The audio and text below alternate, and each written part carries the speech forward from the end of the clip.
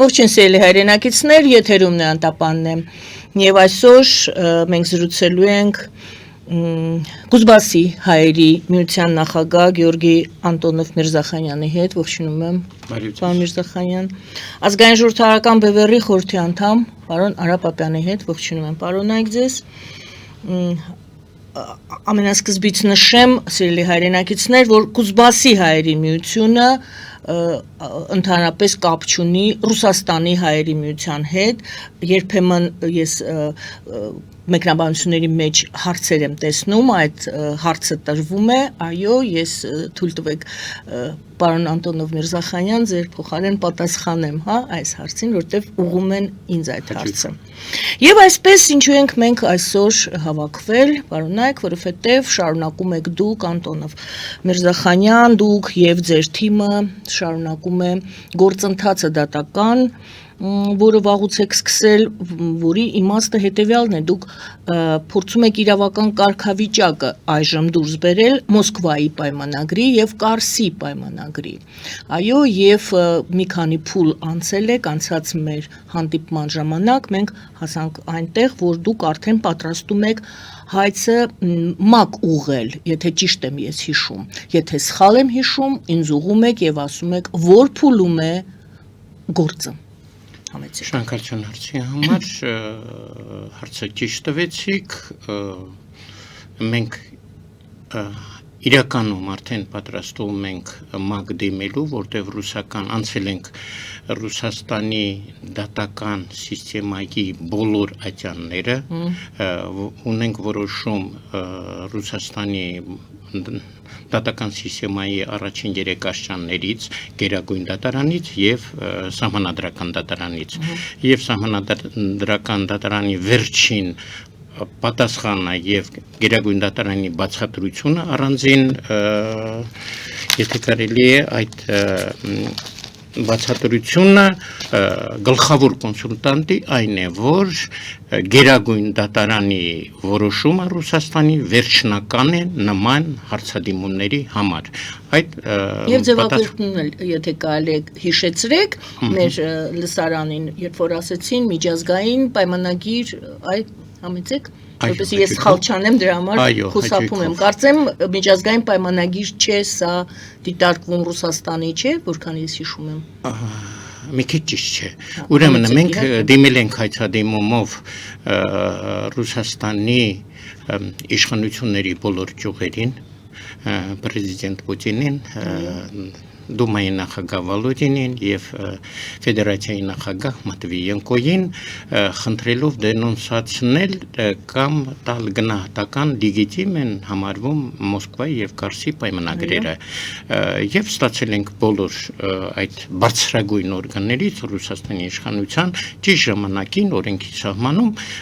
որ այդ հարցը համաձայն սահմանադրության դրված է արտաքին գործերի նախարարության վրա, եւ բոլորը 3 օրգանները պատասխանեցին, որ ուղարկում ենք արտաքին գործերի նախարարություն, Լավրովի Մինիստրությունից դուք գերատեսչությունից կստանանք պատասխան։ Եվ պրեզիդենտ Պուտինը գրել էր, եթե Լավրովի պատասխանը ձեզ չբավարարի, ձեր հարցի հարցադիման պատասխանը չստանաք, այդ դեպքում դիմեք նորից ինձ կամ դատարան։ Իհարկե մենք դիմեցինք դատարան, որպեսզի ավելի իրավական ճանապարհով գնանք, ադմինիստրատիվ ոչ մի միջնորդություն չլինի, եւ այդ ճանապարհը անցանք մինչեւ վերջ։ Առաջի 2 ատյանները անցնելուց մեզ դատարանները չվերցրեցին քննարկման ըստ էության, իսկ 3-րդ վճռաբեկ դատարանը Ռուսաստանի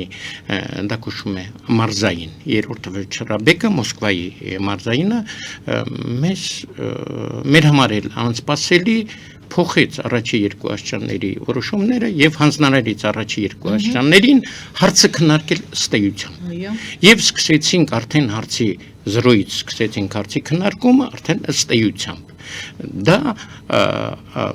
ապացուցեց նաեւ, որ մեր հարցադիմումը իրավական աստառ ունի, իրավական բնույթ է կրում, քաղաքականություն այդտեղ չկա մեր հարցադիմումի մեջ։ Ինչու համար, որտեղ մենք մեր հայցում գրում էինք, որ իրավական դաշտում եւ ռուսական տարածքում եւ համաշխարհային տարածքում, ՄԱԿ-ի տարածքում գոյություն են երկու այսպես կոչված միջազգային պայմանագրեր Ղարսի 1921 թվականի մարտի 16-ի չնայած կնքվել է ստորագրվել է մարտի 18-ին եւ նույն թվականի նոյեմբերի 13-ի Մոսկվային ներ առաջինը, երկրորդը Ղարսի նոյեմբերի 13-ին Ղարսի պայմանագիրը դրանք խայտարակ պայմանագրեր են, չեն համապատասխանում եւ ոչ ռուսական եւ ոչ միջազգային օրենքների ոչ մի կետերին եւ մենք համարեցինք որ դրանք խայտարակ պայմանագրեր են մեր նպատակն էր իրավական երկու խայտարակ փաստաթուղթ հանել խայտարակ ասելով դուք բովանդակությունը նկատի այսինքն դեռ բովանդակությունը այլ հարց է բայց այս դեպքում խայտարակ ասելով դուք նկատի ունեիք ստորագրությունները լեգիտիմությունը որտեղ օրինական չեն պարագայում եք ասում խայտարակություն այո որովհետեւ միջազգային պայմանագիր չեն կարող համարվել այն պայմանագրերը իբր թե պայմանագրերը որոնք կնքվել են հասարակական կազմակերպությունների ղեկավարների կողմից եւ ոչ պետությունների առաջի դեմքերի կողմից իսկ Մոսկվա եւ Ղարսի պայմանագրերը իրականում այդպիսին են կնքվել են Քեմալ Աթաթուրքի եւ Լենինի կողմից որոնք այդ ժամանակ եղել են երկու հասարակական կազմակերպությունների առաջի դեմքեր եւ ոչ պետությունների առաջի դեմքեր չեն ներկայացրել պետությունը պետության անունից են բայց պետության անունից են ստորագրել բայց իրավականորեն չեն ներկայացրել պետությունը առաջինը դա էր եւ երկրորդ սարսափելի վատ երևույթը այդ հենց ստորագրման պահին նա է որ երկու իբր թե պետությունների ներկայացուցիչներ բաժանել են երրորդ սուվերեն պետության հողերը դա խայտարակության բարձրագույն աստիճան է կարելի ասել եւ մենք մեր նպատակն էր այդ երկու պայմանագրերը միջազգային իրավական փաստաթղթերի շրջանակից դուրս հանել որպիսի կարողանա աշխատի Վիլսոնի իրավարար վճիռը համաձայն Սևրի պայմանագրի Փարիզի կոնֆերանսի եւ գնահատական տրվի միջազգային ատյաններում այդ հայկական հարցի վերաբերյալ բոլոր փաստաթղթերին հիմա մենք ռուսական ամբողջ դատական սիստեման անցել ենք ստացել ենք գերագույն դատարանի որոշումը որ ռուսական կառավարությունը համարում է Մոսկվայի եւ Ղարսի պայմանագրերը միջազգային եւ Ռուսաստանի սահմանադրություն եւ օրենքները թույլ չեն տալի իրեն ներսում իրեն օրենսդրության ներսում քննարկել միջազգային համարվող պայմանագրերը եւ առաջարկում են քանի որ մենք համարում ենք միջազգային միջազգային պայմանագրերի քննարկման գնահատական տալու հարթակը դա ՄԱԿ-ի մարդու իրավունքների դատարանն է Գործի էությունը նորից հիշեցրեցիք, որի համար շատ շնորհակալ եմ եւ այդ կետից շարունակում ենք։ Եթե պարոն Պապյան ինչ որ բան ունեք արդեն այս ընթացքի մինչև շարունակությունը, տեսեք, հասել ենք նրան, որ հայց է նախապատրաստում դեպի ՄԱԿ։ Ինչ որ բան ունեք լրացրեք, հետո նորից պարոն Միրզախանյաններ կուզեի մտցնել, որպեսզի հստակ լինի։ Դիտորդները դա շատերը չեն հասկանում այս գործընթացի էությունը։ Գործընթացը մի նպատակ ուներ, այսինքն ավարտել ներպետական դատավարական գործընթացը, որպեսզի հնարավորություն լինի դիմել միջազգային կառույցներին, միջազգային տարբեր դատարանների, որտեղ առանց ներպետական գործընթաց ավարտելու հնարավոր չի։ Օրինակ, երբ որ դիմում եք Եվրոպայի մարդու իրավունքների դատարան, առաջի բանը որ իրենք պիտի ասեն, իրենք ասում են դիմեք ձեր երկրի դատարաններին չի բավարար կասնեք մինչև վերջ։ Հետևաբար դիմել ռուսական դատարաններին նպատակը այն չէր, որ մենք կարծում էինք, որ դատարանը որոշում կկայացնի, որ ասի անվավեր է եւ այլն։ Այդպես էլ կա։ Ըստ էության պատասխանները բավականին այսպես անորոշ է, բայց ամենակարևորն ինչ է, այս 4 տարվա ընթացքում ըստ էության ավարտվել է ներպետական ամբողջ դատավարական գործընթացը։ Եվ այստեղ ես ուզում եմ հենց հիշեցնել, ինչու ես մի քանի օր առաջ դիմել էի Facebook-ի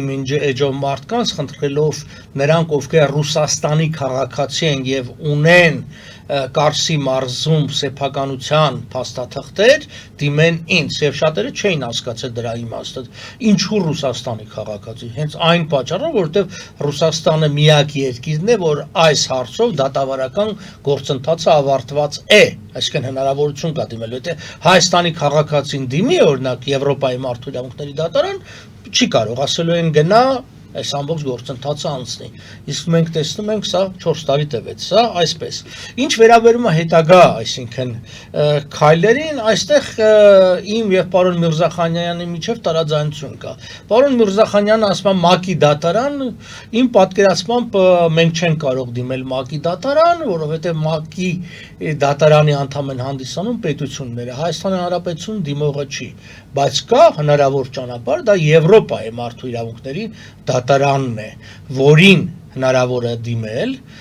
եթե կա իհարկե Ռուսաստանի քաղաքացի սեփականության վկայականներով հանդերձ։ Թեև Ռուսաստան 2022 թվականին դուրս է եկել այդ կոնվենցիայից, Եվրոպայի մարդու իրավունքների կոնվենցիայից, այնուհանդերձ բոլոր այն իրավախախտումները, որոնք տեղի ունեցել մինչև 22 թվականը, ունի դատարանը իրավազորություն քննարկելու։ Իսկ սա բնականաբար տեղի ունեցել 1921 թվականին։ Մեկ ուրիշ էստեղ խոչընդոտ կա, որ նայա, որ Ռուսաստանը ինքը միացել է այդ կոնվենցիային, մարդու իրավունքների եվրոպական պաշտպանների կոնվենցիային միայն 98 թվականին։ Մյուս տարաձայնությունը, այսինքն տեսակետը, որ հայտնում են նա է, որ 98-ից առաջ տեղի ունեցած խախտումները կոնվենցիայի չեն կարող քննարկվել, որը ճիշտ է, բայց խնդիրը հետևյալն է, սեփականության իրավունքի ոտնահարումը դա շարունակական հանցագործություն է, այսինքն 21 թվականին այդ մարդկանց իրավունքը ոտնահարվել է, բայց դա չի դադարել օրինակ 2024 կամ 25 թվականին չոտնահարվել, այսինքն շարունակում առ այսօր էլ չէ ոտնահարվել, կան հանցագործություններ, որոնք շարունակական են, օրինակ սեփականության խլելը, կա շարունակություն, որոնք կատարված ավարտված են, օրինակ եթե ես մեկին հարվածել եմ, դա վաղեմության ժամկետ ունի, խփել եմ, չեմ անում, անցել է ժամանակը, վերջացել է, բայց եթե ես գույքն եմ խլել եւ առ այսօր այդ գույքը պահում եմ անօրինական կերպով, շարունակվում է այդ հանցագործությունը։ Հետևաբար այստեղ խնդիրը ոչ այնքան գույքային է, որքան այն, որ դատարանը արձանագրի, որ կոնվենցիան խախտվել է, այսինքն սեփականության իրավունքը կոնվենցիայի խախտվել է, որովհետև երկու անօրինական կառույցներ կազմավորումներ, Քեմալականների խումբը եւ բոլշևիկների խումբը 1921 թվականին անօրինական գործարք են կնքել, որի հետևանքով մարդիկ զրկվել են իրենց օրինական սեփականությունից։ Շնորհակալություն, հարց երևի պարոն Անտոնով Միրզախանյանին կամ չգիտեմ, երևի Արապապյանն էլ կարող է պատասխանել, հարցում պետք է արդյոք ՄԱԿ-ին, արդյոք այդ պայմանագրերը հաշվառված են իրենց մոտ որպես միջազգային պայմանագրեր։ Իսկ Ռուսաստանը ասաց, սա միջազգային պայմանագրեր են, գնացեք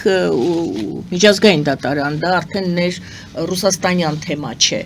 Հիմա հաջորդ հարցը, ՄԱԿ-ում հաշվառված են դրանք որպես միջազգային, ընդունված են, որ օրինական ստորագրություններով միջազգային փաստաթղթեր են դրանք։ Շնորհակալություն հարցի համար, նախ ասեմ,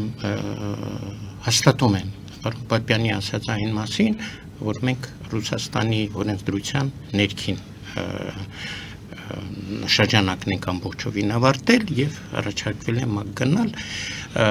եւ ինչու ենք երկրորդ մեր տարաձայնությունը ես նորից ճշտեմ, ինչումն է, քանի որ ռուսական դատական սիստեման մեզ ասում է գնացեք ՄԱԿ-ի մարդու իրավունքների եւ ոչ եվրոպական։ Մենք իրավունք չունենք չհետևել, որտեվ խորհրդին, որտեվ դատական որոշում կայացողները համանդրական եւ գերագույն դատարանի Դուք կարող եք դիմել, ՄԱԿ-ը ընդունի, չընդունի, բայց դուք ուզում եք այնուամենայնիվ դիմել։ Մենք պարտավոր ենք դիմել ՄԱԿ-ի։ պետք է դիմի։ Խնդիրը հետեւյալն է, անձը չի կարող դիմել ՄԱԿ-ին։ Եվ հասարակական կազմակերպություն։ Ոչ էլ հասարակական կազմակերպություն։ ՄԱԿ-ը միջազգային դատարանի ստատուտի 34-րդ հոդվածը հստակ ասում է, որ դատարանին մաս են կազմում պետությունները, հնարավոր չէ։ Դու կարող ես չիմանալ եւ դիմել, չէ՞, պարոն Պապյան։ Շատ ճիշտ է։ Չիմանաք դիմեք եւ հետո արդեն այդ կողմը կարող է չընդունել գործը կամ հանկարծ եւ ինչ որ կետ կա, որի մասին գուցե տեղյակ չենք մենք։ ՄԱԿ-ը մարդու իրավունքների դատարան չունի, ՄԱԿ-ը ունի երկու բան՝ մարդու իրավունքների կոմիտի, հանձնաժողով եւ մարդու իրավունքների խորհուրդ, որին կարելի է դիմել այն դեպքում, եթե տվյալ երկիրը մասակազմում, այնտեղ կոչվում է optional protocol, այսինքն լրացուցիչ արձանագրությանը, սա է հարցը։ Սա կարևոր գործավոր կատարվել է, ճիշտ է, այսօր հենց խնդիրը ինչն է, որ Ռուսաստանը այդ պրոտոկոլի մաս չի կազմում։ Վաղը մաս կկազմի, սա անժամկետ ըստ էության գործընթաց է, այդ ժամանակ հնարավոր կլինի դիմել, առայժմ դա հնարավոր չէ։ Բայց իմ հարցս էր, արդյոք պայմանագրերը հաշվառված են թե չէ, այդպիսի միանշանակ հարցում այդ հարցն էր ինձ հետաքրքիր, եթե կարելի։ Միանշանակ նման ռեգիստրում ՄԱԿ-ի միջազգային պայմանագրերի ռեգիստրում այդ երկու պայմանագրերը գրանցում չունեն։ Եվ մենք դիմում ենք ՄԱԿ, որպեսզի ստանանք հենց այդ պատասխանը, որ ռեգիստրում գրանցում չունեն, այդ պատճառով չեն կարող համարվել միջազգային պայմանագիր։ Մենք դրանում համոզված ենք։ Իսկ նորից շարունակենք այս հարցը, մենք քանի որ մեզ Ռուսաստանի դատարանը ասել է դիմեք ՄԱԿ, մենք պարտավոր ենք դիմել։ Եվ ճիշտ է ասում պարոն Պապյանը, պետությունը առաջերտին ունի իրավունք դիմելու, բայց մենք որպես ոչ թե անհատ ու հասարակական կազմակերպություն ենք դիմում առաջի անգամ, մենք դիմում ենք դատական որոշման հիման վրա եւ մենք խնդրում ենք տալ գնահատական դատական որոշմանը։ Բարի։ Դա արդեն պետական թուղթ է։ Պարոն Պապյանը առաջարկում է Եվրոպական միության, Եվրոպական ներողություն միջազգային դատարան դիմել մարդու իրավունքների։ Պարոն Պապյանը ճիշտ ասեց, 22 թվականին Ռուսաստանը դուրս է եկել Եվրոպական դատարանի կազմից եւ որպեսզի ժամանակ շահելու համար մենք հետևենք Սահմանադրական եւ գերագույն դատարանների Դրանք իրարամերժ պրոցեսներ են։ Իրարամերժ չեն։ Այստեղ որոշման մեջ գրված է, որ ՄԱԿ-ի միջազգային դատարանի որոշումը ավելի արժեքավոր որոշում է մեր հարցի լուծման համար։ Պարոն Պապյանը ասել եք ունի աչքից։ Չէ, իմ ասածն է, որ չեն կարող դիմել։ Պարզապես օրենքը թույլ չի տալի դիմելու ՄԱԿ-ի դատարան։ ՄԱԿ-ի դատարանը դա միջպետական դատարան է։ Իմ ասածը դա է։ Ոչ թե չենք ուզում կամ ինչ են առաջարկում ռուսները, պարզապես չեն կարող։ Դա միջպետական դատարան, եթե Հայաստանի Հանրապետությունը դիմի, կարող է դիմի։ Կարող է դիմի, անխոս եւ ձեզ վաղուց եմ առաջարկել բոլոր իշխանություններին գոնե։ Ինչ եք ստանում պատասխան։ Որևէ հստակ բան չկա, դրա ժամանակը չի, դե լավ էլի ինչա պետք եւ այլն, այցեւ ինչ որ տարբեր բաներ։ Թեև պիտի ասեմ, ուշ թե շուտ սրան անդրադառնալու ենք, որովհետեւ մենք սա մասին խոսել ենք, Ադրբեջանը դրան է տանում, որտեղ Ադրբեջանը, երբ որ խոսում է տարածքային ամբողջականության մասին եւ ինչ որ բաներ է ասում, հələ դեռ չի նշանակում, որ ինքը վերջնականապես ընդունելու անգամ սովետական սահմանները, որտեղ իրանց մոտ որ գործընթացը սկսած է, մենք տեսնում ենք հստակորեն այլ միտումներ ունեն, իրենց վերագրող առաջին հանրապետության սահմաններն են իրենք համարում օրինական եւ դրա մասին Ալիևն է բազմիցս խոսը, հետեւաբար ի վերջո իրենք են դա միջազգային դատարանում բարձրացնելու, հետեւաբար մեզ այս գործընթացը շատ պետք է լինելու։ Մենք այսօր անում ենք մի բան, ինչ որ պիտի աներ պետություն, այսինքն նախապատրաստելու ապագա դատավարությունների ժամանակ իր պաշտպանական դիրքերը։ Շնորհակալ եմ։ Թույլ տվեք շարունակել։ Այո, իհարկե։ Հարցը մենք դեռ չենք բարձել։ ճիշտ դուք նշեցիք եւ ընդհանրապես դատական process-ը ոչ ոք նույնիսկ ամենահեղինակավոր փաստաբանները եւ advokatները չեն կարող ասել թե իրենց հայցը ինչ երբ ունենա նույնը այս հարցը մենք դեռ չենք դիմել ՄԱԿ-ի դատարան եւ ՄԱԿ-ի դատարանի չենք ստացել պատասխան, որ ձեր հայցը մեր հայցը չէ։ Քանի դեռ այդպիսի որոշում չունենք, ոչ ոք չի կարող ասել, որ մենք իրավունք չունենք։ Չնայած, եթե նույնիսկ ՄԱԿ-ը այդպիսի առաջի դիմումից հետո այդպիսի պատասխան տա, սովորաբար դատարանը մանրամասն նկարագրում է, բայց ուր կարող եք դիմել, ինչ հայցադիմումով կարող եք դիմել, որից հետո մենք արդեն կգնանք ճիշտ ճանապարհով։ Մենք գտնում ենք, որ պիտի հարգենք ռուսական դատարանի որոշումները, գնանք այդ ճանապարհով, այնտեղից մենք կստանանք վերջնական ճիշտ հարցի լուծման ուղղությունը։ Պարոն Պապյան, դատելով ձեր ասածից, երևի լսարանի մոտ այդպիսի տպավորություն է, ես ուզում եմ անպայման այս հարցը տամ, որ հասկանալի լինի այդ տպավորությունը մենք իրավունք ունենալու թե ոչ։ Փակուղի է։ Որը, ինչը։ Դիմելը եւ ընթացք տալը, այսինքն տեսեք, դուք ասում եք ՄԱԿ-ի դատարանը։ Դիմելը սխալ է, պետությունը պետք է դիմի, պետությունը չի դիմում, դիմեք իրավազորության շրջանակ, չէ՞։ Եթե դուք ունեք քաղաքացիական վեճ, կարող եք դիմել սահմանադրական դատարան, կարող եք դիմել քրեական դատարան։ Պատասխանը գա, որ դա մեր իրավազորության շրջանակից դուրս է, խնդրեմ դիմեք քաղաքացիական հայցերով դատարան։ Հիմա կարելի է դիմել ՄԱԿ-ի արդարադատության դատարան, իհարկե, դատարանից պատասխանը գա, որ կներեք համաձայն իմ ստատուտի 34-րդ հոդվածի առաջի կետի միայն պետությունները կարող են մաս հանդիսանան միջազգային դատարանի առջև ներկայացած հայցերին։ Եվ դուք արդեն պատասխանը տալիս եք հաջորդ քայլը, որը պետք է լինի, դուք ասում եք Եվրոպայի մարդու իրավունքների դատարան, որտեղ անձը կարող է դիմել անհատապես դիմել, այսինքն իմ իրավունքները, ինչպես տեսեք Երևանում է, չէ՞, եղել դեպքեր, երբ որ մարդու սեփականությունը ոտնահարվել է, հիշեք այս հյուսային պողոտայի գործերը եւ այլ, այսինքն մարդը ըստ իրեն չի ստացել համարժեք հատուցում եւ անօրինական ձևով ոտնահարվել է իր սեփականության իրավունքները։ Անձը ընդդեմ պետության, հա, ասենք։ Ինքը, այո, ինքը դիմում է հայաստանյան դատարաններին, անցնում այդ գործընթացը, չի բավարարվում այդ ամբողջով, վերջը իրավունք աստանում դիմելու մարդու իրավունքների եվրոպական դատարանը եւ մենք ունենք գործեր, որտեղ պարտավորեցնում է Հայաստանի Հանրապետությանը հատուցելու այդ մարդկանց։ Բարի, այդ ճանապարհը պարզ է, պարոն Անտոնով Միրզախանյան։ Դուք ասացիք, որ պատրաստում եք հայցը դեպի ՄԱԿ։ Հիմա որ փուլում է այդ ձեր հայցի նախապատրաստական աշխատանքները, ինչ է պակասում, ինչ ժամկետներ եք նախատեսում։ Դեռ այդ ճանապարհով գնդում եք, մինչև մերժում չեք ստացել, ճիշտ է, թող չլինի այդ մերժումը, բայց պարոն Պապյանը ասում է մերժում եք ստանալու, ոչինչ, ժամանակի կորուստ է, ճիշտ է, առավելագույն մեր կորուստը լինելու, չնայած ժամանակը շատ թանկ է, բայց այլ կորուստ չի լինելու, պարոն Պապյան, ճիշտ եմ ես։ Ժամանակի կորուստից բացի ուրիշ կորուստ լինելու է, եթե մերժում ստացվի ՄԱԿ-ի դատարանից։ Նայած ինչ մերժում։ Լավ, դեռ սպասում եք։ Շատ կարևոր է, բառային ձևակերպումը շատ կարևոր է։ Պարոն Միրզախանյան, նորից հարցը ուղղում եմ ձեզ։ Նորից շարունակեմ ես թեման, որպեսզի մեր ունկնդիրները ճիշտ հասկանան։ Այստեղ ասվեց, որ ՄԱԿ-ի դատարանից մենք կստանանք, որ դա իրենց հարցը չէ։ Բայց դեռ այդպիսի պատասխան չենք ստացել։ Եվ սովորաբար դատարանները, եթե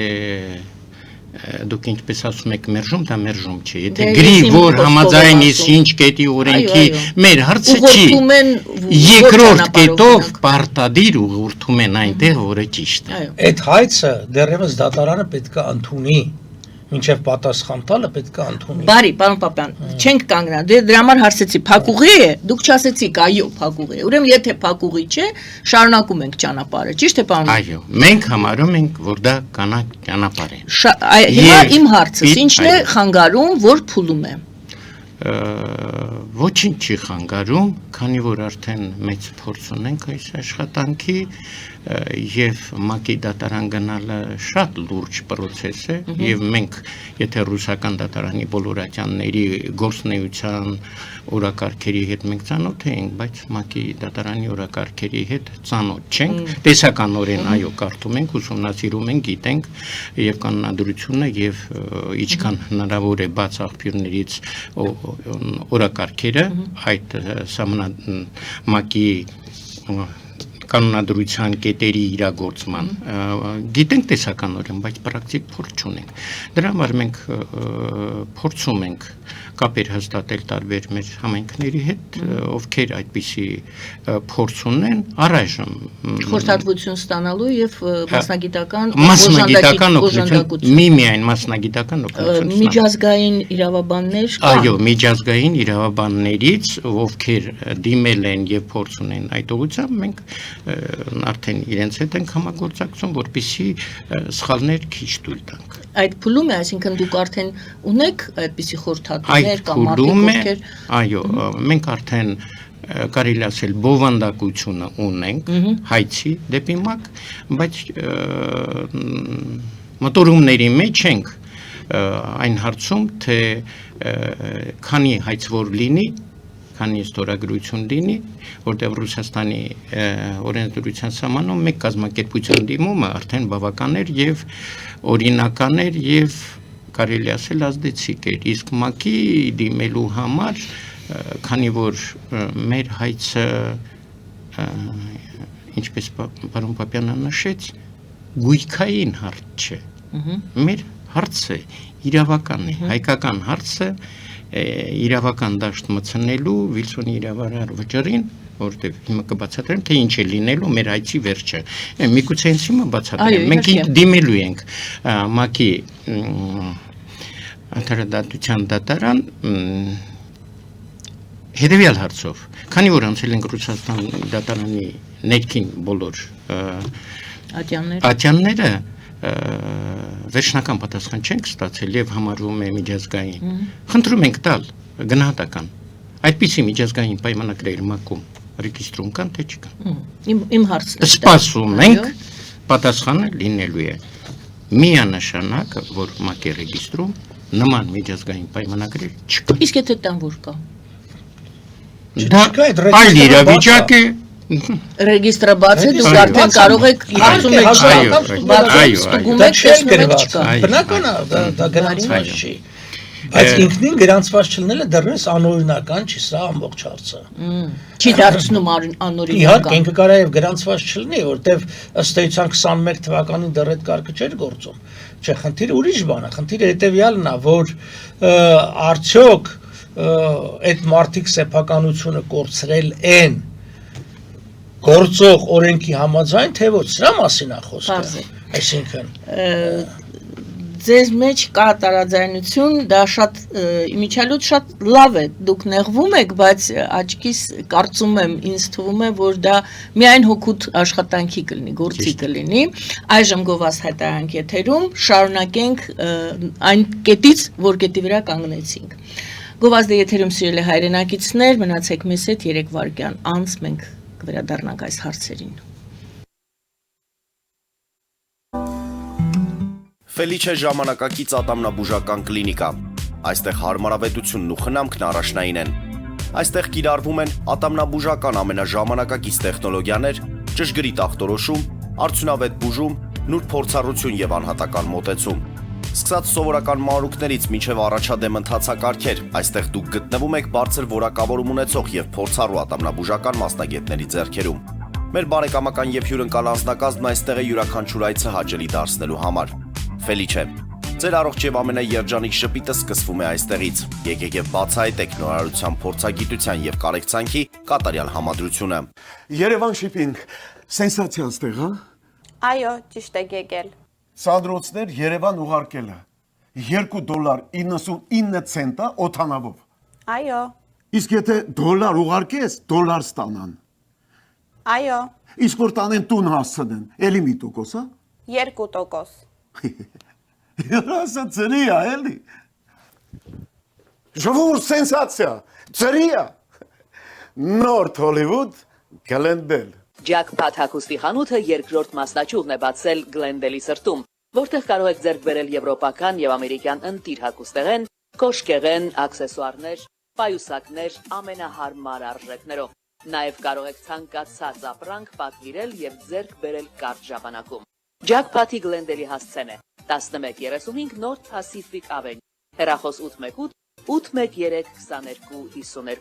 Ջաքփաթ հագուստի լավագույն կենտրոնը Գլենդելում։ 60-ից ավելի ճանաչված եվրոպական բրենդների ինքնատիպ, չկրկնվող եւ մատչելի ընտրանին Fortuna Home and Country House խանութ սրահում։ Նորավոճ սպասք եւ կահույք հորեկա բնագավառի համար, տեքստիլ տնտեսական ապրանքներ, ամեն ինչ գեղեցիկ կյանքի համար։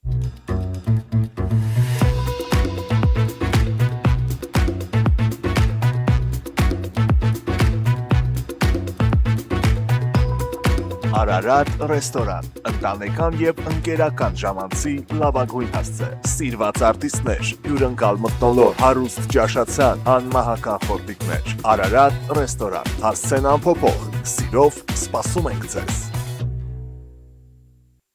Լավագույն պաղպաղակ, բնական, համեղ եւ մատչելի գներով պաղպաղակը կարող եք ձեռք բերել բոլոր հայկական խանութներում։ Պահանջեք հայկական պաղպաղակ, Թամարա պաղպաղակ։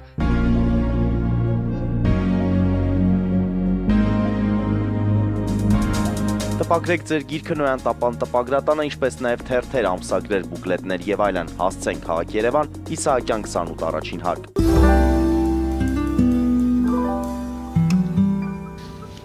Սիրելի հայրենակիցներ, շարունակում ենք զրույցը Գյորգի Անտոնով Միրզախանյանի եւ Արա Պապյանի հետ։ Մենք խոսում ենք Մոսկվայի եւ Կարսի պայմանագրերի իրավական կարգավիճակի մասին, այն կարգավիճակի բարձելուն ուղղված այն դատական գործընթացը, որը արդեն 4 տարի է Անտոնով Միրզախանյանը իր թիմակիցների հետ միասին նախաձեռնել է եւ ահագին առաջ են գնացել։ Շարունակենք, ինչպես ասացի, այն կետից, որտեղ կանգնեցինք, պարոն Միրզախանյան, ներկայացրեք։ Այո, ես հաստատեմ պարոն Պապյանի տեսակետը, որ այսօր մեր անցած ճանապարհի հիման վրա ցանկացած Ռուսաստանի հայ քաղաքացի, որը ունի փաստաթղթեր, գույքային փաստաթղթեր Արևմտյան Հայաստանի, կարող են դիմել դատարան եւ իրենց պահանջները ներկայացնեն, որտեղ արդեն անցված է բոլոր էտապները, բայց այդ պահանջատիրությունը չի ներգրավված մեր հայցադիմումի մեջ։ Դա այլ գործ է։ Դա այլ գործ է։ Դա այլ դատական պրոցես է լինելու։ Անհատական, գույքային դատական պրոցես։ Իսկ մեր հայցի մեջ ոչ մի գույքային պահանջի հարց չկա եւ ոչ մի քաղաքական հարց չկա, քանի որ արդեն կրկնեմ ես առաջ երրորդ ատյանը Վճռաբեկ դատարանը Մոսկվայի առաջի երկու ատյաններին վերադարձնելով որ վերանայեն իրենց որոշումները հաստատեց այս հայցը զուտ իրավական հարց է։ Մենք զուտ իրավական հարց ենք դրել դատական սիստեմայի առաջ եւ որպեսզի պատասխանը ստանանք, բայց այդ հարցից բխում են եւ գույքային եւ այլ հարցեր կարող են բխել։ Մենք այդ հարցերով չենք ուզում զբաղվել։ Մենք աստված տա որ միայն կարողանանք այս հայցը տանել մինչեւ վերջ։ Մենք արդեն ասեցինք, որ սպասում ենք եւ համոզված ենք, որ մեր առաջի հարցը, որ կլինի տալ իրավական գնահատական Մոսկվայի եւ Ղարսի 1921 թվականի պայմանագրերին, ստանալու ենք պատասխան, որ այդպիսի միջազգային պայմանագրեր գոյություն չունեն, որովհետեւ եւ ռեգիստրում չկա եւ այդ պայմանագրի ստորագրողները չեն դիմել ՄԱԿ, որպեսզի գրանցվի այդ ռեգիստրում։ Դա էլ է հայտնի։ Եթե դիմեին, որ խնդրում են գրանցեք, դա կարող էր հիմք հանդիսանալ, այդպիսի փաստաթուղթ էլ չկա։ Երկրորդ, քանի որ կհամարվի, որ արդեն այդ պայմանագրերը չկան, իրավական դաշտում չկան, հայկական հարցի վերաբերյալ բանական հարց է առաջանում, մենք երկրորդ հարցով պիտի դիմենք։ Այն որ փաստաթուղթն է միջազգային օրինական համարվում հայկական հարցի վերաբերյալ։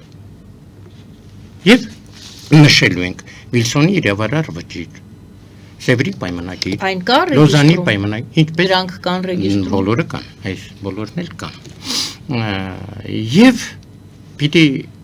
միջազգային դատարանը, որը պարոն Պապյանը ճիշտ ասեց, հանձնաժողովի ձևով,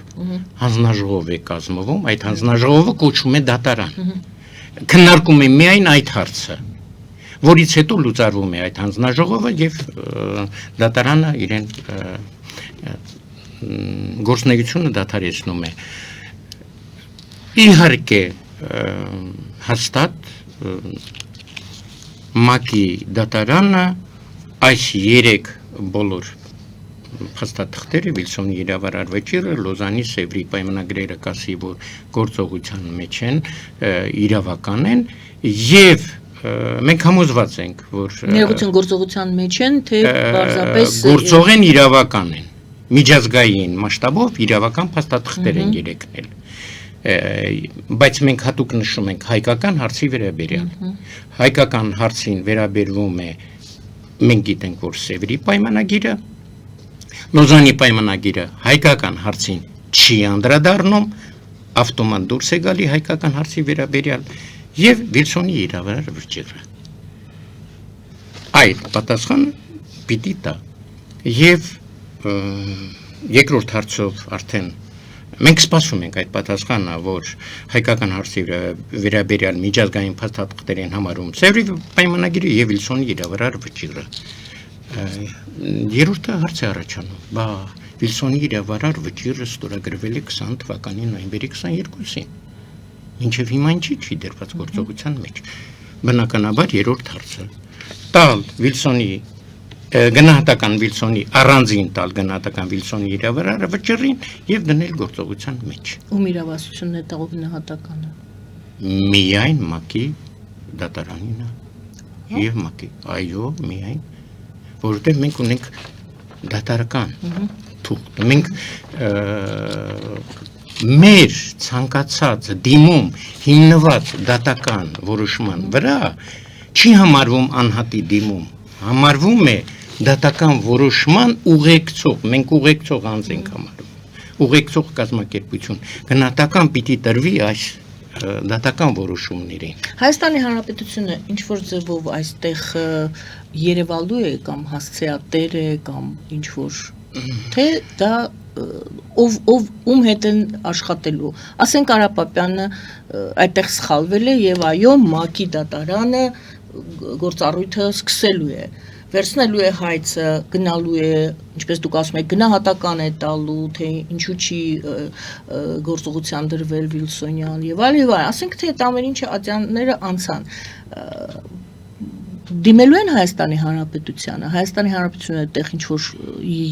դերակատարում ունի, թե չունի։ Շնորհակալություն, ճիշտ հարց եք տալի, նախ ասեմ, որ պարոն Պապյանը չի սխալվել, ինքը ճիշտ մոտեցում է ցուցաբերում եւ առաջի հերթին ինչպես նշեց, պետք է Հայաստանի Հանրապետությունը դիմեր, բայց Հայաստանի Հանրապետությունը իշխանությունը որ չի դիմել։ Մենք ունենք այն ինչ ունենք, հա, չի դիմել, օբյեկտիվ, սուբյեկտիվ բոլոր պատճառներով մենք չենք ուզում մտնենք այդ դաշտը։ Մենք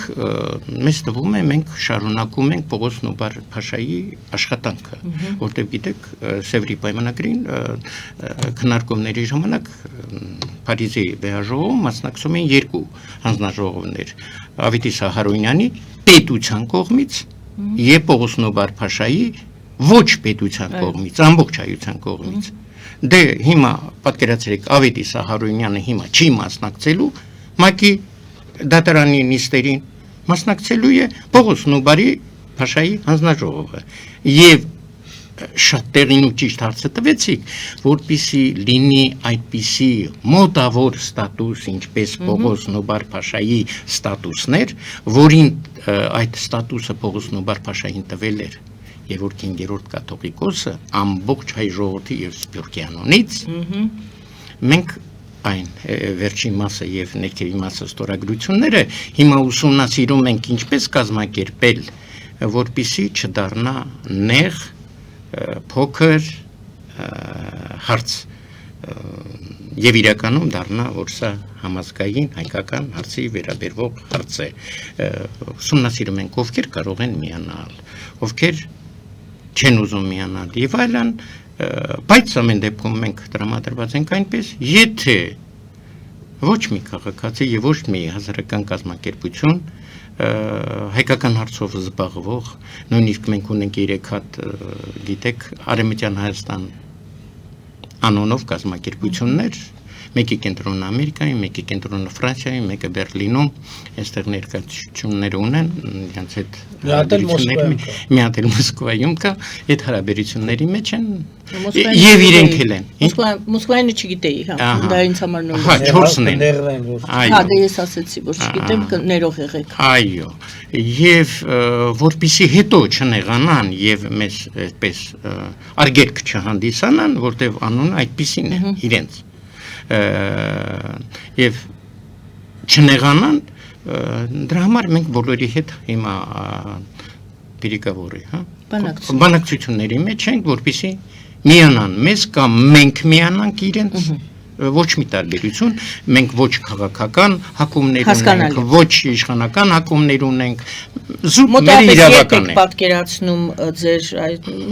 հարցս ձեր հաջորդ քայլը, ինչ ոնց եք պատկերացնում շարունակությունը, կամ ժամկետներ ասեք, կամ չգիտեմ ասեք ժամկետներ չեմ կարող նշել։ Մի խոսքով հաջորդիվ ինչ է սպասվում, որտեղ մենք անընդհատ on-line համեր այդ կարելի ասել ռեժիմով հետևում ենք այս գործընթացին։ Մենք պլանավորում ենք մինչև տարվա վերջ այս բանակցությունները վերջացնել, ովքեր կմիանան, միասին կգնանք, հայցադիմումը միասին կստորագրենք, որը ավելի արժեքավոր կլինի, եթե չեն միանա մենք մեր ստորագրությունը կուղարկենք։ Պարոն Պապյան, ձեր դիտարկումները։ Որն է այս նյութի գործնական արդիական իմաստը, որտեղ ես վստահ եմ շատերը որ հիմա նայում են մեզ ասելու են դե էլի սկսեցիք ստից բաներից եք խոսում եւ Վիլսոնյան առաջին հանրապետ թողեք խաղաղ ապրենք հենա լուծումներ են գտնում եւ այլն ասեմ թող արձանագրվի որ իմանանք մինչև ընտրությունները մինչև մյուս տարի հունիս Ալիևը ամեն ինչ անելու է ճանապարհը բացելու սիրուն հարաբերություն ամեն ինչ որ Նիկոլ Փաշինյանը վերընտրվի այսպես ասած այդ խաղաղության թեման հաղթանակի դրանից հետո ինքը շարունակելու է մեզանից կթել եւ ստանալ այն ինչ որ զիջումներ ինքը ուզում էր եւ հենց չի որ այո շարունակելու է ստանալ բայց այս զիջումներն ինչի է գնում Հայաստանը կամ Նիկոլ Փաշինյան այն մտածությամբ որ իր այսպես ասած իրական Հայաստանը որն է սովետական Հայաստանի սահմաններով Հայաստան կճանաչի չի լինելու դա ասեմ Վերջի պահին, երբ որ ամեն ինչ կստանա Ալիևը, մի հատ սիրուն պատրվակ կբռնի հայկական կողմին, մի այնպիսի պահանջ կներկայացնի, որ հայկական կողմը չի կարող, եւ մեղքը կդնի Հայաստանի վրա, կամ կսկսի պատերազմ, կամ դրան զուգահեռ այեկանք այս արդիականությունը։ Ինքը ելնելով իրենց նկրտումներից ազգերի լիգային ներկայացված 20 թվականի, որի մասին բացահայտ են խոսում,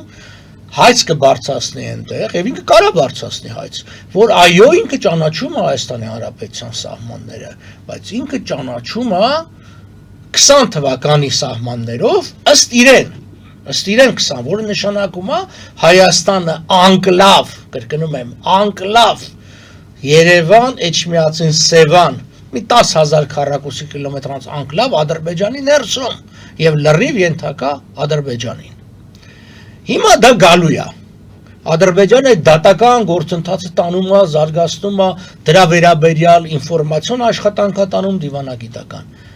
Եվ որpիսի մենք բոբիկ անպատրաստ չհայտնվենք այդ ժամանակ, այլ մենք այս աշխատանքը տանում ենք։ Այդ թվում որ մեզ տասնամյակից ավել զբաղվում է մեզ իրավարար վճռով, Վիլսոն, Սևր, սա գալու է։ Միակ տարբերակը խուսափելու համար եւ տարածքային հերթական զիջումներից եւ 150 միլիարդ դոլար սա հնչեցված թիվն է պաշտոնապես Ադրբեջանի հատուցումներից բանի Արցախի կամ իրենք Լեռնային Ղարաբաղի օկուպացիայի վերաբերյալ, իսկ դա արդեն դա արձանագրվել է նաև մի շարք միջազգային կառույցների թվում իսլամական պետությունների եւ այլն ընդունված տարբեր փաստաթղթերի մեջ, դրանք կամ ուրեմն մենք պատրաստ պետք է լինենք մուծելու այդ 150 միլիարդը, կամ պիտի պատրաստ լինենք ապացուցելու, որ Լեռնային Ղարաբաղը չի հանդիսացել դե յուրե Ադրբեջանի տարածք, որտեղ իրենք վկայակոչելու են, տեսեք, իրենք մեր սահմանից փոխել են տալիս, բայց իրենց չեն փոխում։ Իրենք վկայակոչելու են իրենց սահմանադրությունը, որտեղ հստակ նշված է, որ ներկա հանրապետությունը հանդիսանում է իրավահաջորդը առաջի հանրապետության։ Հետևաբար Նիկոլ Փաշինյանի այդքան սիրած Ալմաթայի բանը հռչակագիրը եւ այլն այդ ամբողջը իրանց չի վերաբերում։ Եվ պատահական չէր Ալիևը այդ հարցազրույցում, որ ինքը Ալ Ջազիրային տվեց եւ խոսած Ռուսաստանի օկուպացիայի մասին 20 թվականին, հիշում եք, չէ՞ ինչ աղմուկ էր։ Մինչև հիմա էլ ասում եմ։ Ահա, ինչի արես դա։ Անընդհատ ժամանակ առ ժամանակ Ռուսաստանը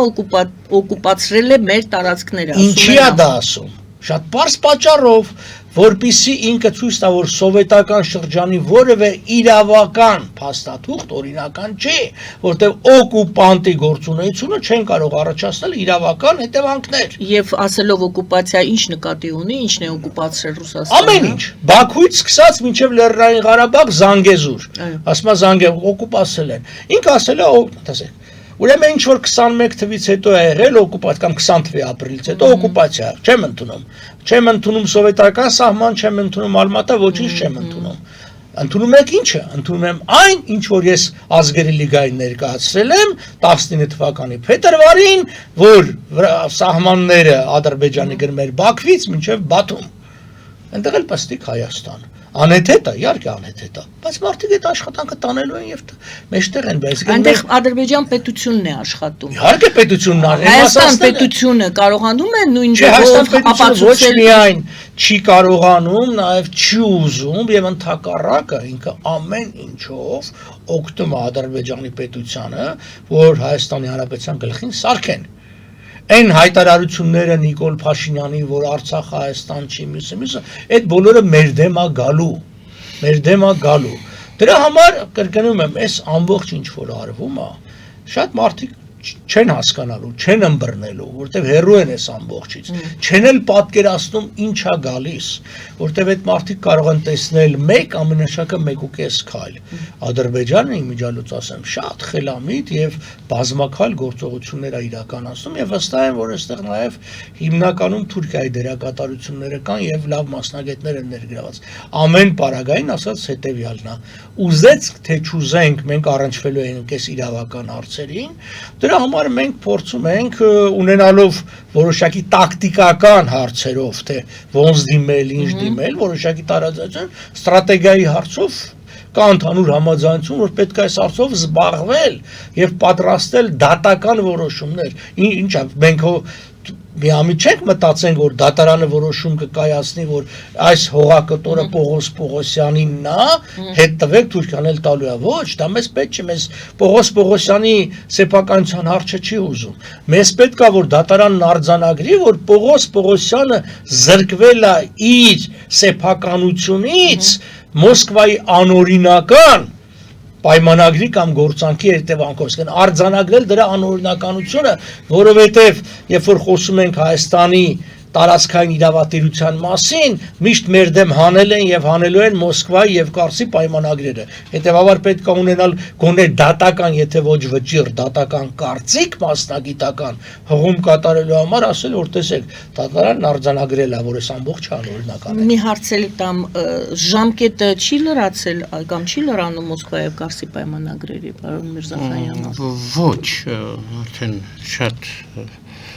5 հունիսի 25 թվական։ Չէ, ոչ նոր դատական պրոցեսների, պայմանագրերի, զուտ պայմանագրերի, Մոսկվայի եւ Կարսի պայմանագրերի ժամկետը 100 տարով որ տրված էր։ Եթե պայմանագրերը միջազգային չեն դենոնսացվում եւ ոչ միտեղ չի գրվում նրանց ժամկետը որն է, ուրեմն նրանք շարունակում են գործել, եւ ոչ մի փաստաթղթում չի գրված, որ ժամկետ անցեն այդ պայմանագրերը, այսինքն դրան գոյություն ունեն։ Եվ շարունակում են գործել։ Այո, թույլ կտաք շարունակել։ Այո, համեցեք։ Ես չեմ ուզում մտնել այն քաղաքական ասպեկտների մեջ, որ պարոն Պապյանը ասեց, բայց շատ ճիշտ ասեց այլ առումով։ Նաև այլ հիմա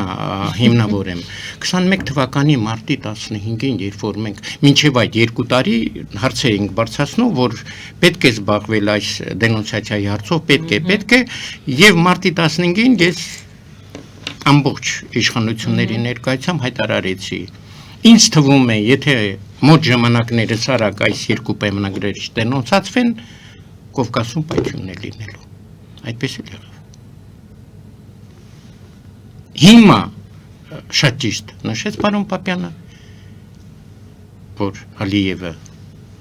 150 միլիարդներ, հետո տրիլիոններ կարող է պլանով կետերով գլինի այն ժամանակ, եթե մենք սրանով չզբաղվենք, եւ շատ ինձ թվում է շատ ճիշտ ժամանակին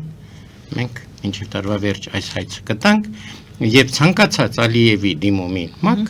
առաջերտին պիտի քննարկվի։ Բա դեզանից առաջ այսպիսի հարց կա, բայց հարցը։ Իսկ ձեր դիմումը համապատասխանում է Վիլսոնի իրավարար վճռին։ Մենք ոնց որ 5 րոպե առաջ պիտի այս հայցը տանք, որպեսզի ճիշտ նշվեց, որ նախադեպ անենք, որ Ալիևի ցանկացած պահանջին մենք ունենանք արդեն մակում փաստաթուղթ, որը այդ մասին պիտի միասին քննարկվի։ Տպավորությունը այն է, թվում է, որ հիմա ձեզ լսող հանրությունը մեր հայրենակիցները պետք է նետվեն ձեզ օգնելու, որպեսզի մենք կարողանանք հաջողության հասնել այստեղ, որովհետև պարոն Պապյանը ճիշտ է ասում եւ ես էլ փոքրիկ լրացում արեցի, որ այնտեղ պլան գոյություն ունի, այդտեղ Ալիևը նույնիսկ չի որ քնեց արթնացավ, այս քայլը արեց, հետո քնեց արթնացավ, այն քայլը արեց։ Այդտեղ հետևողականորեն նրանք իրենց հարցը լուծում են։ Եվ սա կարող է ինչ-որ պլանների, իրենց պլանները խաթարի։ Այստեղ երկու տարբերակ կա։ Պետք է ձեզ շատ օգնեն, արդյոք օգնում են թե ոչ, եւ պետք է ձեզ խանգարեն, արդյոք խանգարում են թե ոչ։ Որովհետև դուք խաթարելու եք, խափանելու եք գոնե այդ պլանի ինչ-որ մի Ալիևի պլանի ինչ-որ մի կետը գոնե ինչ-որ ձևով սասանվելու է։ Եթե ոչ ամբողջ պլանը։ Շնորհակալություն։ Պարզ է այս ընթացքում 4 տարվա ընթացքում մինչև դատական process-ը սկսելը բոլորը մեզ ողջավորված օգնում էին, այդպես նյութերով, ինֆորմացիայով, ուրիշ ոչ մի կերպ ոչ ֆինանսական, ամբողջը մեր կազմակերպության շնորհիվ է, բայց հենց որ մենք բռնեցինք դատական ճանապարհը, արդեն իհարկե շատ ճիշտ եք հայտնվեցին խանգարողներ եւ հիմնականում հայ ազգանունով խանգարողներ։ Ես նկատի ունեի ճիշտ ասած ադրբեջանցիներին։ Բացառված չի այդ հայ ազգանունները անմիջական կապի մեջ էին, ինչ որ դուք մտածում եք։ Եվ հետո մենք ճշտել ենք անմիջական կապի մեջ են, եթե ոչ ֆինանսական կապի մեջ։ Բայց Աստված օգնեց մեզ, մենք արդեն անցել ենք, մեզ կանգնեցնել չի լինի։ Ձեր գործը արդար է։ Այո, եւ ես համոզված եմ, մակել կգնանք եւ ես նման մարդկանց, ովքեր մեզ խանգարել են, հիմա ուղղակի կասեի, որ ուշացել եք, նույնիսկ վերջին վագոնը գնացքի դուք չեք թռչել, այսինքն վերջին վագոնն էլ է գնացել, արդեն գործընթացը այնքան է սրընթաց գնում, որ չեն հասցել, ուրախալի է։ Եվ բոլոր այն մարդիկ, որոնք հայտնվում են եւ ուզում են օգնել ինչով օգնենք, մենք ունենք մեկ պատասխան, խնդրում ենք մեզ մի խանգարեք, ձեր օգնությունը մեզ պետք չի։ Շնորհակալ եմ։ Պարոն Պապյան, եթե բանն եք ավելացնելու, եթե ոչ պետք է ամփոփեմ։ Դե խանգարողներ եղել են եւ կան, ամենամեծ խանգարելն այն է, որ իմ 1 տասնամյակ տևած աշխատանքը, որի հետևանքով ես 4000-ից ավել մասնագիտական գիրք էի Միացյալ Նահանգներում գնել եւ բերել Հայաստան։ Նորից թիվը ասեք։ 4000 հատոր։ Եվ 360 կիլո արխիվային փաստաթուղթ։ Հայաստանի ԱԱՑ-ն ռուսական KGB-ի հրահանգով, որը համագործակցում է ադրբեջանական գաղտնի ծառայությունների հետ, պարզապես իմ ձեռքից խլեցին, փակեցին այն սենյակը, որտեղ ամբողջը դրված էր, իմ մուտքը արգելեցին եւ առ այսօր 5-րդ, 6-րդ տարին, եթե ոչ ավել, ես դատավարության մեջ եմ, անդադ ես դա չեմ կարողանում ստանալ։ Այսինքն իսկ բնականաբար առանց այդ փաստաթղթերի գործերը շատ կաղում են, որովհետեւ ես ստիպված եմ լինում երկրորդ անգամ հաճախ անել այն գործ, ինչ որ արածա։ Սա էլ հենց պետական խանգարելու մասին, երբ որ պետությունը համագործակցում է թշնամու հետ եւ թիվ 1 թշնամին է այս բոլոր հարցերի։ Շատ ես անգամ որպես հաղորդավար ցնցված եմ այդ ինֆորմացիայից, ես չգիտեի դրա մասին։ Մի օր երևի մի առանձին հաղորդում կանենք, փաստաթղթերով ես այդ ամբողջը ցույց կտամ, թե ոնց վարպետորեն Հայաստանի իշխանությունների հետ համագործակցաբար ադրբեջանցիներին հաջողվեց փակել Տավիև, Թալիշական ռադիոն եւ ամբողջ եւ այս ամբողջ հետագա աշխատանքները կապված հայկական հարցի հետազոտության։ Ցավալի, բայց այս տրամադրությամբ չի ուզենա ավարտել։ Դրա համար տալիս եմ ձեզ, որովհետև դուք հավատում եք ձեր ուժերին եւ ես չեմ ասում, որ դուք պարոն Պապյան չեք հավատում ձեր ուժերին, ոչ։ Պարզապես այս գործընթացի մասին էր մեր այսօրվա հաղորդումը եւ դրանով էլ ուզում եմ ավարտեմ, որ ինչն է ձեզ հույսներ շնչում, ինչն է ձեզ ուժ տալիս։ Շնորհակալություն, ես ուզում եմ նշել, որ պարոն Պապյանը որ ասեց, ճիշտ է, 20 տարուց ավել ինքը մեր ժողովրդին կրթում է, սովորեցնում է, թե ինչն է կարևոր, ինչը կարևոր չի։ Եվ Վիլսոնի իրավարար վճիռը, որը ամենահիմնարար մեր պետության, մեր ժողովրդի, մեր ազգի համար ամենահիմնարար միջազգային իրավական ուժ ունեցող փաստաթուղթն է, որը անընդհատ պարոն Պապյանը այսպես ասած մտցնում է մեր ուղերի մեջ այսօրվա կենթանի այդ մեծերից, որոնք այդ հարցով զբաղվում են։ Այդ հարցով զբաղվել են մեր շատ մեծերը, Պողոս Նուբար-Փաշան, Դիանա Աբգարը, Վահան Կարդաշյանը, որոնք ոչ միայն զբաղվել են, եղել են այդ ժամանակի 1920 թվականների մեծահարուստները, ամբողջ իրենց կարողությունը, հարստությունը դրել են Վիլսոնի իրավարար վճռի Սևրի պայմանագրի եւ հայկական հարցի լուծման համար։ Դրանք մեծություններ են։ Կենթանի այսօր երևի Աստվածտա երկար կյանք պարոն Պապյանն է եւ կուզենայի ինչն է հավատներ շնչում, որ նման մարդիկ կան եւ էլի շատ կան մեր ակադեմիական շրջանակներում էլի շատ կան մեր սփյուռքում նման անձնազոհ մարդիկ, որոնք ուսումնասիրում են, գրում են, արխիվներից հանում են, իհարկե մեկ նորմալ աշխատողին մինիմում մի քանի հոգի խանգարող կա։ Եվ այդ խանգարողները ճիշտ նկատեցիք, երևի վճարվում են այլ աղբյուրներից, այլ տեղերից, բայց ճանապարհը չի հաղթահարում այն մարդը, որը չի գնում այդ ճանապարհով։ Մենք գնում ենք այդ ճանապարհով եւ համոզված ենք այդ ճանապարհի վերջում լինելու է Սևակի խոսքերով հանճարեղ եղիցի լույս։ Շնորհակալ եմ պարոն Այկ, շնորհակալություն։ Շնորհակալություն պարոն Պապյան, շնորհակալություն պարոն Անտոնով Միրզախանյան։ Հետևելու ենք, դուք էլ շատ շնորհակալ եմ, որ համաձայնվում եք, գաք եւ ներկայացնեք ամեն ժամանակահատվածում ներկա փուլում ինչ եք արել եւ որ փուլում է գտնվում ձեր գործը։ Շնորհակալություն։ Շնորհակալություն սիրելի հայրենակիցներ։ Ազգային ժողովրդական բևեռի խորհրդի անդամ Արա Պապյանի հետ ենք զրուցում եւ Կուզբասի հայերի միության նախագահ Գեորգի Անտոնով Միրզախանյանի զրուցում էր Գայանե Արաքելյանը, բարի ձեզ։